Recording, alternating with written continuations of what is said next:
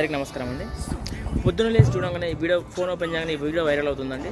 పిఠాపురం నియోజకవర్గం గ్రామం వచ్చేసి మాదరం గ్రామం. ఒక చెల్లమ్మ తన తమ్ముడు అనాథలుగా మారిపోయారు. చెల్లమ్మ పేరు సత్య, తమ్ముడి పేరు చంటి. వీళ్ళిద్దరు అనాథలుగా మారిపోయారు. 2 సంవత్సరాల క్రితం వీళ్ళ నాన్నగారు మరణించడం జరిగింది. సో 2 సంవత్సరాల నుంచి ఇప్పటిదాకా వాళ్ళ అమ్మగారు కూలీ పని చేసి ఆ పని చేసి వీళ్ళిద్దరిని పోషించారండి. వీళ్ళ అమ్మగారు కూడా కొన్ని రోజుల క్రితం అనారోగ్యంతో మరణించడం జరిగింది. వాళ్ళు అనాథలు అయిపోయారు. అమ్మ తరపు నుంచి కానీ నాన్న తరపు నుంచి కానీ ఎవరు పట్టించుకోలేరు. ఈ విషయం ఎలా అనుకునేటప్పుడు గతంలో పిఠాపురంలో 42 మంది అనాథ పిల్లల్ని పవన్ కళ్యాణ్ గారు దత్తత తీసుకున్నారని తెలుసుకొని చిన్నారులు ఇద్దరు కలిసి ఒక వీడియో పెట్టారండి.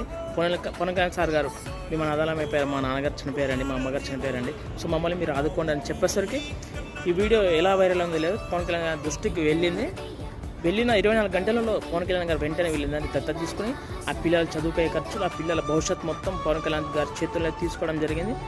ఆ పిల్లలు ఆయన దగ్గర సురక్షితంగా ఉన్నారని. సో ఇలాంటి నాయకుడు కదా మనకు కావాల్సింది.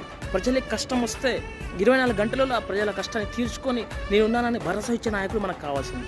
ఇప్పుడున్న నాయకులు సగం మంది ఎవరిని దోచుకున్నా, ప్రజలు ఎలా మోసం చేద్దాం అనుకునేవి. ఈ రోజులలో ప్రజలకి కష్టం ఎక్కడొచ్చింది చెప్పండి, ఆ కష్టం నేను తీరుస్తానని చెప్పి ముందుండి నడిచే నాయకులు మీరు సార్.